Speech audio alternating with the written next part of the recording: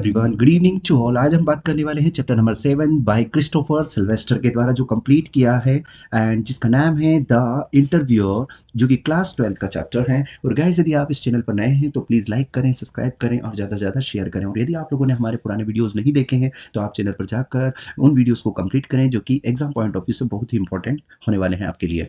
तो चलिए चलते हैं। तो आगे इसमें मैंने यह मेंशन किया है टॉपिक कवर्ड्स, जो कि author, plot, theme, character, setting and title and summary also.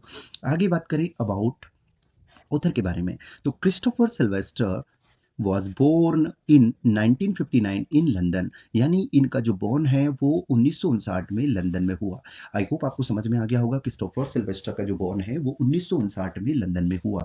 बात करें ये इन्होंने कहाँ अपने योगदान दिया है, तो first of all British journalist, author and editor with the contributions to major publications like the Independent, the Sunday Times and the Spectators। और ब्रिटिश पत्रकार, लेखक और संपादक जिन्होंने the independent, the Sunday times और द स्पेक्टेटर जैसे प्रमुख प्रकाशनों में भी योगदान दिया है।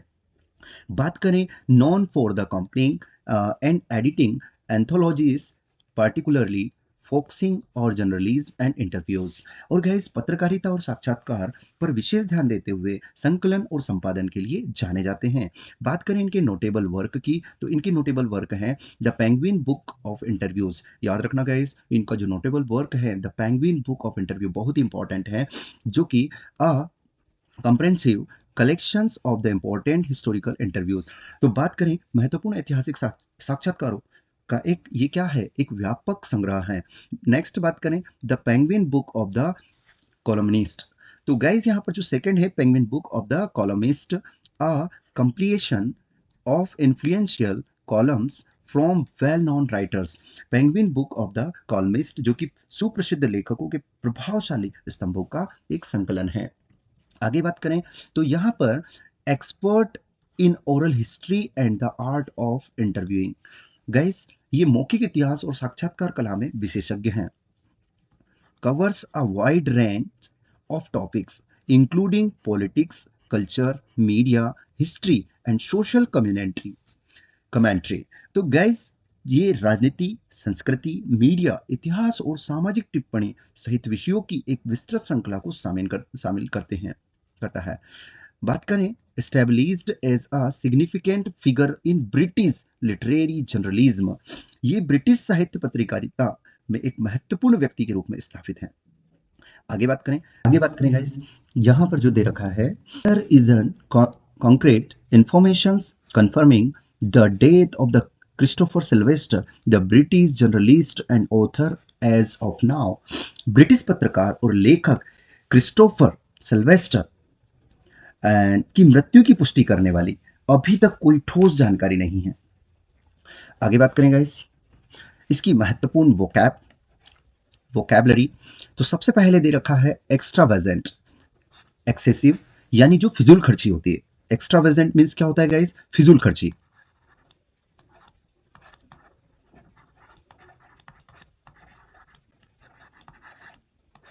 फिजूल खर्ची और एक्सेसिव मींस होता है अत्यधिक।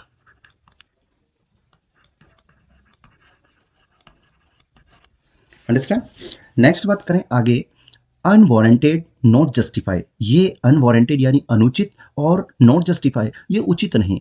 नेक्स्ट बात करें और authorised intrusion the action of the इंस्ट्रूडिंग।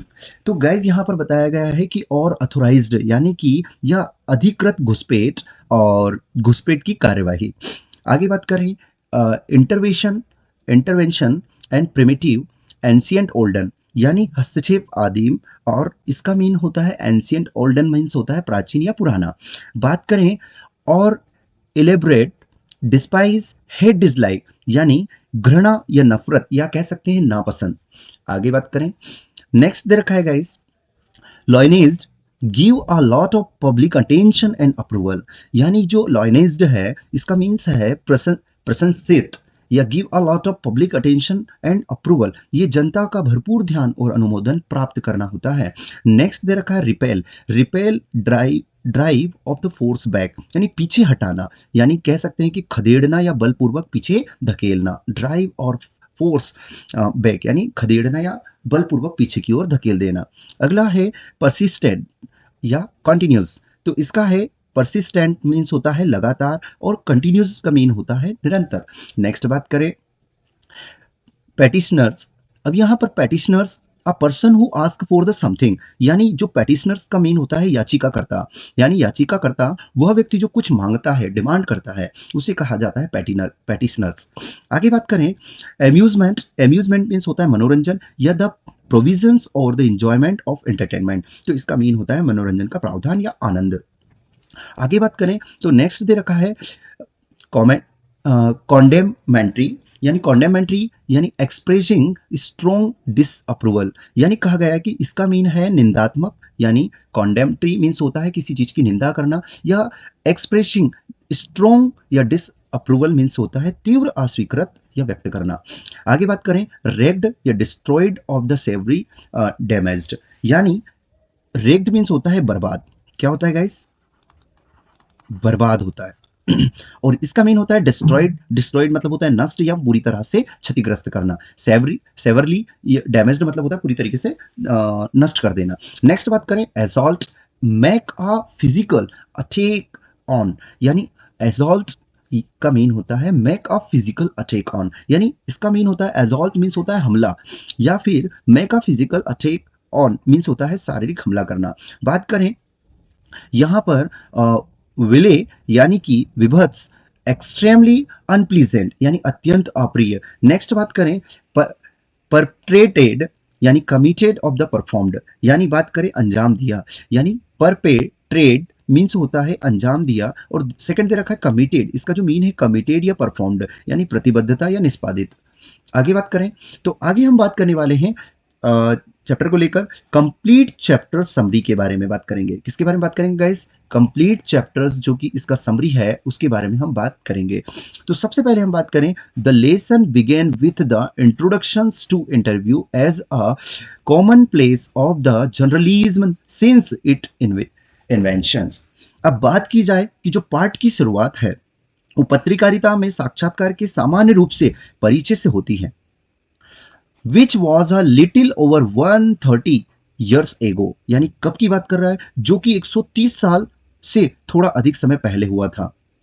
According to the author, author के अनुसार it is not very surprising, यानी it is not very surprising that people have very distinct opinions about the usages of interview. और बताया गया कि लेखक के अनुसार यह बहुत आश्चर्यजनक नहीं है कि साक्षात्कार के उपयोग के बारे में लोगों की बहुत अलग अलग ओपिनियंस हैं, अलग अलग राय हैं। Something of it in its highest from where a some people can not stand being interviewed, और कुछ लोग इसे इसके उच्चतम रूप में मानते हैं जबकि कुछ लोग साक्षात्कार को बर्दाश्त नहीं कर सकते हैं। An interview leaves a lasting impression and according to an old saying, और एक साक्षात्कार एक स्थायी छाप छोड़ता है, और एक पुरानी कहावत के अनुसार when of the perceptions are made about a certain person and the original identity of his soul gets stolen, और एक पुरानी कहावत के अनुसार जब किसी निश्चित व्यक्ति के बारे में धारणाएं बनाई जाती हैं तो उसकी आत्मा की मूल पहचान चुरा ली जाती है। आगे बात करें फेमस सेलिब्रिटीज, मशहूर हस्तियों, writers and artist have been heard criticising interviews. जो मशहूर हस्तियां लेखकों और कलाकारों को साक्षात्कारों की आलोचना करते हुए सुना गया है। किसके अनुसार सुना गया है गाइस? मतलब जो मशहूर हस्तियां लेखकों और कलाकारों को साक्षात्कार की आलोचना करते हुए सुना गया। रुडियार्ड किपलिंग, ये बहुत बड़ा नाम है गाइस लिटरेचर में। Rudyard Kipling wife wrote in her diary how their day in Boston was ruined by two reporters. Rudyard Kipling की पत्नी ने अपनी डायरी में लिखा है कि कैसे बोस्टन में उनका दिन दो पत्रकारों ने बर्बाद कर दिया। Kipling considers interviewing an assault a crime that should attract punishment. अब गाइस यहां बता दें कि इसमें बताया गया कि जो किपलिंग जो किपलिंग है वो साक्षात्कार को एक हमला मानते हैं, एक ऐसा अपराध जिसके लिए सजा मिलनी चाहिए। क्या मिलनी चाहिए? एज्योल मतलब सजा मिलनी, यहां पर पनिशमेंट की बात कर रहा है, यानी सजा मिलनी चाहिए। He believes that the respectable man would never ask और गिव एन इंटरव्यू। और बता दें कि उनका मानना है कि एक सम्मानित व्यक्ति कभी भी साक्षात्कार नहीं मांगेगा या नहीं देगा। गाइस बात करते हैं आगे नेक्स्ट पॉइंट के बारे में। तो यहाँ पर जो बताया गया है कि there is an excerpt from the interview between Mukund from the Hindu newspaper and Umberto Eco, a professor at the university of Bologna in Italy, who had already acquired a formidable reputation as a scholar for his idea and semiotics, the study of science, literary interpretations, and medieval aesthetics before he turned to the writing fictions। और guys यहाँ पर बताया गया है कि जो मुकुंद है वो मुकुंद हिंदू हिंदू अखबार से और इटली के जो यहां पर दे रखा है बोल्गोना विश्वविद्यालय के प्रोफेसर अम्बर्टो इको के बीच साक्षात्कार का एक पार्ट है, अंश है, जिन्होंने कथा लेखन की ओर रुक करने से पहले ही सेमियोटिक संकेतों का अध्ययन, साहित्य व्याख्या और मध्ययुगीन सौंदर्य पर अपने विचारों के लिए एक विद्वान के रूप में एक शानदार प्रतिष्ठा हासिल कर ली है। यहां दिया है the interviews revolve around the success of his novel, यानी कि एक शानदार प्रतिष्ठा हासिल कर ली है। आगे बात करें the name of the Rose whose more than 10 million copies were sold in the market. और बताया जा रहा है कि यह जो साक्षात्कार उनके उपन्यास the name of the rose की सफलता के इर्द गिर्द घूमता है, जिसकी बाजार में 10 मिलियन से ज्यादा प्रतियां बिक चुकी हैं। आगे बात करेंगे इसमें दे रखा है The interviewer begins by asking him how Umberto managed to do so many different things, to which he replies by saying that he is doing the same things। अब यहाँ पर बताया गया है कि जो साक्षात्कारकर्ता है ने उनसे यह पूछकर शुरुआत की कि अम्बर्टो इतने सारे अलग अलग काम कैसे कर पाते हैं, मतलब वो इतने सारे काम कैसे कर पाते हैं, जिसके जवाब में उन्होंने कहा कि वे एक ही काम कर रहे हैं। क्या कर रहे हैं? वे केवल एक ही काम कर रहे हैं। He further justifies and mentions that his books about children talk about peace and non-violence, which in the end, अब यहाँ पर बता दें कि उन्होंने आगे यहाँ भी कहा कि बच्चों के बारे में उनकी किताबें शांति और अहिंसा के बारे में बात करती हैं। Reflect his the interest in philosophy. अब यहाँ पर बात ये भी आ रही कि जो अनंतता दर्शन शास्त्र में उनकी रुचि को दर्शाती हैं। Umberto identifies himself as an the academic scholars who attends academic conference during the week and writes novel on Sundays। अब बात यहाँ पर बता देगा इसकी उन्होंने अम्बर्टो खुद को एक अकादमिक विद्वान के रूप में पहचानते हैं जो सप्ताह के दौरान अकादमिक सम्मेलनों में भाग लेते हैं और जो रविवार के उपन्यास लिखते हैं। वो किसके नॉवेल्स लिखते हैं? नॉवेल्स ऑन संडेज, यानी weekend writes novel on Sundays, जो कि क्या करते हैं? रविवार को उपन्यास लिखते हैं। बात करें आगे, it doesn't bother him that he is identified by other as a novelist and not a scholar. अब बता दें कि यहां पर जो बताया गया है कि उन्हें इस बात से कोई परेशानी नहीं है कि दूसरे उन्हें उपन्यास के रूप में पहचानते हैं ना कि विद्वान के रूप में, बिकॉज क्योंकि he knows that it is difficult to reach million of people with scholarly works, क्योंकि वे जानते हैं कि विद्वानों के काम के साथ लाखों लोगों तक पहुंचना मुश्किल है। आगे बात करते हैं, He believes there are empty space in one's life, और उनका मानना है कि किसी के जीवन में भी खाली जगहें होती हैं। Just like there are empty space in atoms and the universe।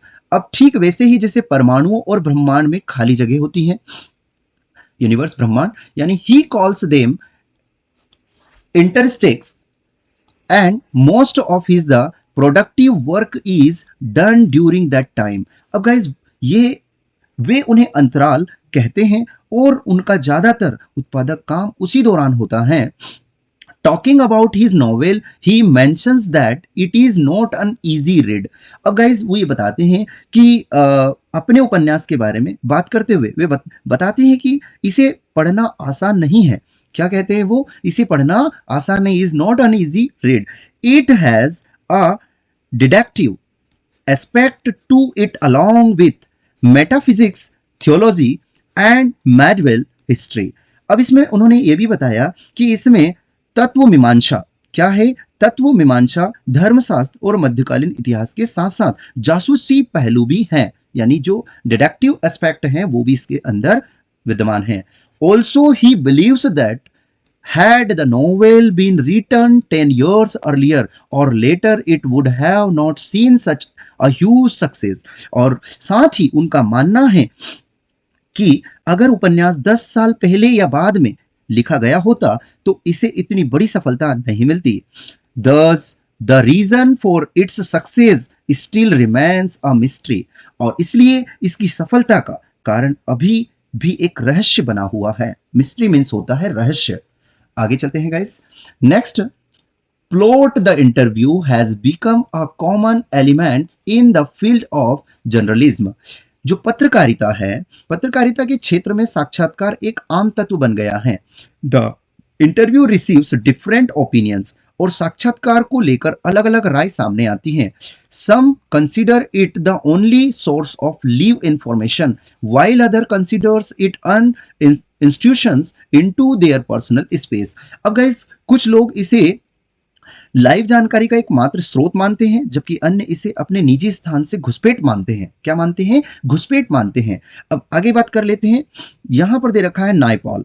अब नायपॉल बिलीव्ड द इंटरव्यू, ध्यान रखना गाइस, नायपॉल एक कैरेक्टर इसमें दे रखा है। Naipaul believed that interview hurt the sentiments of people and they might fall weak after facing it. और इसमें नायपॉल का मानना था कि साक्षात्कार लोगों की भावनाओं के को ठेस पहुंचाते हैं और इसका सामना करने के बाद वे कमजोर पड़ जाते हैं। क्या कर जाते हैं? वे बिल्कुल कमजोर पड़ जाते हैं। लेविस नेक्स्ट है लेविस कार्लो रोल। अब जो लेविस कार्लो रोल है, on the other hands thought that facing an interviews is quite horrorsome. अब गाइस जो नेक्स्ट है जिनका नाम है दूसरी ओर लुइस कैरोल, जो लुइस कैरोल है का मानना है कि उनका मानना था कि साक्षात्कारकर्ता का सामना करना काफी भयभीत या भयावह होता है। भयभय यानी हॉरर होता है। नेक्स्ट बात करें, अब यहां पर नेक्स्ट दिया है Rudyard Kipling found it a sin and an attempt that rewards the punishment. अब गाइस अलग अलग ऑथरों ने अलग अलग ओपिनियन से इसके बारे में कहा है और रुडियार्ड किपलिंग ने इसे पाप और ऐसा प्रयास माना जो सजा का इनाम देता है। अब देखिए सभी ने अपने अपने ओपिनियंस इस इंटरव्यूअर के बारे में बताया कि भाई इंटरव्यू में क्या क्या है और उनकी क्या राय है, तो उन्होंने अपने अपने ओपिनियंस इसमें शेयर किए हैं। Although different writers have different opinions. देखो यहां पर उन्होंने बता दिया कि हालांकि अलग अलग लेखकों की अलग अलग राय है, still the interview is regarded as a resourceful medium of the communication. क्या होता है कि फिर भी साक्षात्कार को संसार का एक संसाधन पूर्ण माध्यम माना जाता है, क्योंकि आप लोगों ने देखा होगा कि किसी भी छोटी हो या बड़ी जॉब के लिए इंटरव्यू का होना बहुत जरूरी होता है। लेकिन यहाँ जो ऑथर्स हैं वो अपनी अपनी राय साझा कर रहे हैं और अपने अपने विचारों से बता रहे हैं और उन्होंने बताया है। तो आई होप आगे चलते हैं, यहां तक आपको समझ में आया होगा। नेक्स्ट बात करें, प्लॉट यहां पर जो दे रखा है Mukund पद्माभन interviewed Umberto Eco for his famous novel The Name of the Rose। अब गाइज यहां पर बता दें कि जो कथानक है प्लॉट, मुकुंद पद्मनाभन ने अपने प्रसिद्ध उपन्यास the name of the rose, याद रखना guys, the name of the rose के लिए अम्बर्टो इको को साक्षात्कार लिया है। अब Umberto in his interview mention interstices. अब गाइज यहां पर उन्होंने बताया कि अम्बर्टो ने अपने साक्षात्कार में इंटरस्टिस का उल्लेख किया है। Interstice according to him refers to the empty space in one life. अब उन्होंने ये भी बताया कि उनके अनुसार जो इंटरस्टिस का अर्थ है किसी के जीवन में खाली स्थान, similar to the vacant space found in autumns. और ये भी बताया उन्होंने कि परमाणुओं में पाए जाने वाले रिक्त स्थान के समान। उन्होंने एग्जाम्पल भी दिया कि परमाणुओं में जो पाया जाता है स्पेस उसके समान माना है। Umberto mad use of this empty space in his writing. और गाइस अम्बर्टो ने अपने लेखन में इस खालिस्तान का उपयोग किया है। He was not satisfied with being called a novelist, और वह उपन्यासकार को कहलाने से संतुष्ट नहीं थे, मतलब जो उपन्यासकार थे उनको कहलाने से संतुष्ट नहीं थे। He associated himself with a university professor, और गाइस ये भी बता दें कि उन्होंने खुद को एक विश्वविद्यालय के प्रोफेसर के साथ जोड़ा। His novel the name of the rose, इनके नोवेल का नेम क्या है? The name of the rose was a serious novel and highly acclaimed one. अब गाइस उन्होंने ये भी बताया कि उनका जो उपन्यास है the name of the rose एक गंभीर उपन्यास था और अत्यधिक प्रशंसित था। क्या था? अत्यधिक प्रशंसित था। ही thought that had the novel been published 10 years later or earlier, और गाइस वो ये बताते हैं, वे सोचते हैं, उन्होंने सोचा कि अगर उपन्यास 10 साल बाद या पहले प्रकाशित हुआ होता, it would not have received the desired appreciation। अब गाइस उन्होंने ये भी कहा कि यदि वो 10 साल पहले प्रकाशित हुआ होता तो इसे वांछित प्रशंसा नहीं मिलती, मतलब इतना जो प्रशंसाएं मिल रही हैं वो इतना अचीव नहीं हो पाते। आगे चलते हैं, आगे बात कर लेते हैं थीम इन दिस लेसन। अब विषय जो कि इस पार्ट में बताया गया है, the author discusses the techniques used for an interview in the field of journalism. अब विशेष इस पार्ट में लेखक पत्रकारिता के क्षेत्र में साक्षात्कार के लिए इस्तेमाल की जाने वाली तकनीकों पर चर्चा करता है।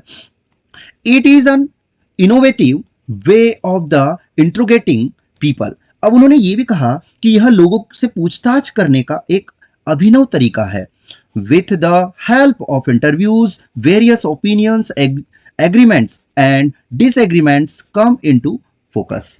अब गाइस क्या होता है कि साक्षात्कार की मदद से विभिन्न राय, सहमति और असहमति ध्यान में आती है। many people feel comfortable while interviewing। अब गाइस क्या होता है कि कई लोग साक्षात्कार के दौरान सहज महसूस करते हैं, while many find it demanding and insulting to one's self respect, और जबकि कई इसे अपमानजनक और आत्मसम्मान का अपमान मानते हैं। आगे बात करते हैं कैरेक्टर्स के बारे में। तो यहाँ पर Umberto Eco was an genuine and honest writer. ये अम्बर्टो डबल टाइप हो गया है। अम्बर्टो इको एक सच्चे और ईमानदार लेखक थे। He got interviewed by Mukund परमानंदभन।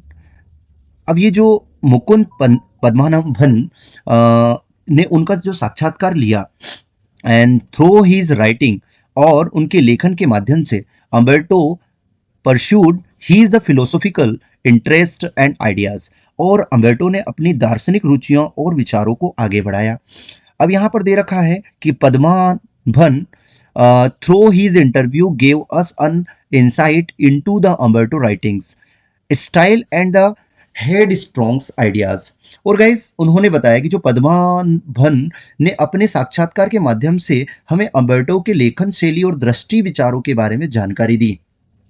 His famous novel the name of the rose, याद रखना guys, the name of the rose sold more than 10 million copies. अब गाइस उनके प्रसिद्ध उपन्यास, जो कि इनका प्रसिद्ध उपन्यास था the name of the rose, की 10 मिलियन से अधिक प्रतियां बिकी। Umberto Eco considered himself an academician more than a novelist. अब गाइस क्या होता है कि अम्बर्टो इको खुद को उपन्यासकार से ज्यादा एक शिक्षाविद मानते थे। According to him, the extensive appreciations of the novel wouldn't have been possible had it been published 10 years later or earlier। और गाइस उनके अनुसार यदि उपन्यास 10 साल बाद या उससे पहले प्रकाशित हुआ होता तो इसकी व्यापक सराहना संभव नहीं होती, मतलब इतना फेमस नहीं होता। He was a professor and scholar at the University of, कहाँ पर? बोलोंगना, इटाली, और वह इटली के बोलोंगना विश्वविद्यालय में प्रोफेसर और विद्वान थे। कहाँ पर थे? बोलोंगना, इटली या इटली में प्रोफेसर थे। आगे बात करते हैं गाइस इसकी सेटिंग एंड टाइटल के बारे में, यानी देखते हैं इसके शीर्षक। तो the lesson the interview is an extract from the interview taken of Umberto Eco. यह पाठ साक्षात्कार अम्बर्टो इको के साक्षात्कार से लिया गया एक अंश यानी एक पार्ट है। The language used is simple. इसमें इस्तेमाल की गई भाषा सरल है। But it does not have any particular setting. The title, the interview is relatively appropriate and the justifiable. अब गाइज यहां पर बताया गया है कि शीर्षक जो कि इसका द टाइटल साक्षात्कार अपेक्षाकृत उचित और न्याय संगत है।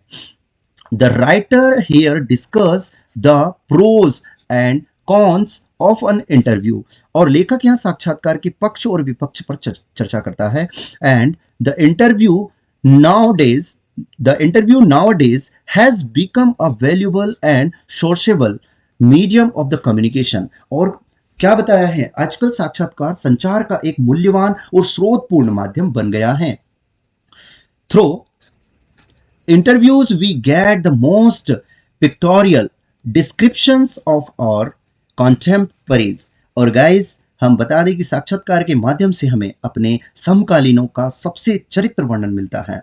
आई होप यहां तक आपको समझ में आया होगा। आगे बात कर लेते हैं इसके समरी की। ये शॉर्ट समरी है जो कि मैं लेंदी पहले बता चुका हूं। आई होप आपको इसमें भी और क्लियर हो जाएगा। तो फर्स्ट ऑफ ऑल हम बात करें क्रिस्टोफर सिल्वेस्टर के द्वारा the through this lesson focus on the functioning and the different advantage of interview.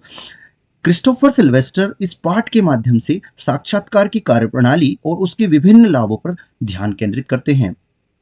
Some people find it the only medium through which truth is brought into the limelight। अब यहां पर बात यह हो रही है कि कुछ लोग इसे एकमात्र ऐसा माध्यम मानते हैं जिसके माध्यम से सच्चाई सामने आती है। Whereas many consider it as unwanted intrusions into their personal life। और गाइज यहां पर जबकि कई लोग इसे अपने निजी जीवन में अवांछित घुसपैठ मानते हैं। नेक्स्ट बी की बात करते हैं। फ्यू राइटर्स लाइक एस जो कि S Naipaul felt that interviews tend to hurt the sentiments of people. अब जो नायपॉल है एस नायपॉल जो कि एक ऑथर है, उनका क्या मानना है। एस नायपॉल जैसे कुछ लोग लेखकों का मानना था कि साक्षात्कारों से लोगों की भावनाएं आहत होती है, मतलब उन्हें थोड़ा धक्का लगता है। बात करते हैं C options. Different writer held different opinions regarding the interviews. अब क्या होता है, विभिन्न लेखकों ने साक्षात्कार के संबंध में अलग अलग अपने ओपिनियंस यानी राय रखी है। Next point, it could be a big deal for the interviewer to face the camera and ask questions. और साक्षात्कारता के लिए कैमरे का सामना करना और सवाल पूछना एक बड़ी बात हो सकती है।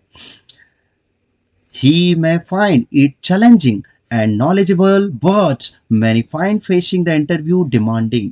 अब गाइस उसे यह चुनौतीपूर्ण और ज्ञानवर्धक लग सकता है, लेकिन कई लोग साक्षात्कार का सामना करना अपमानजनक मानते हैं।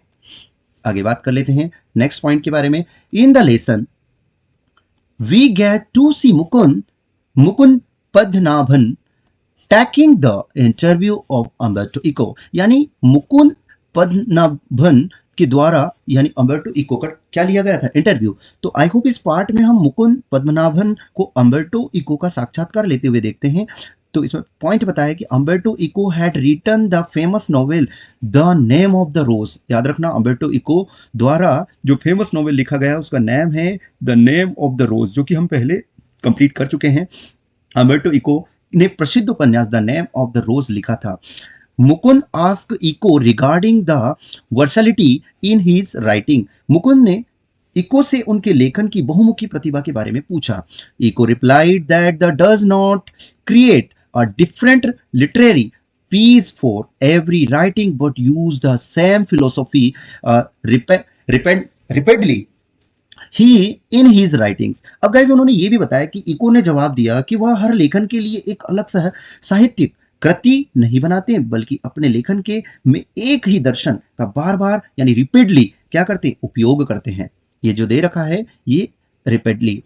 आगे बात करते हैं। ही believed that his novel might receive positive and negative review depending on the era and different time brackets। और गाइस उनका मानना था कि उनके उपन्यास को युग और समय के आधार पर सकारात्मक और नकारात्मक समीक्षा मिल सकती है। बात करें next, he believed that his novel would not have received much appreciation had it been published 10 year later or earlier। उनका मानना था कि यदि उनका उपन्यास 10 साल बाद या उससे पहले प्रकाशित होता तो उसे इतनी सराहना नहीं मिलती, इतना अचीव नहीं मिलता, इतना सम्मान नहीं मिलता जो कि अब उसे काफी फॉलोवर्स मिले। I hope, thank you for watching. आपको चैप्टर समझ में आया होगा, इसकी समरी समझ में आई होगी। बने रहिए, हम मिलते हैं नेक्स्ट वीडियो में। Thank you for watching.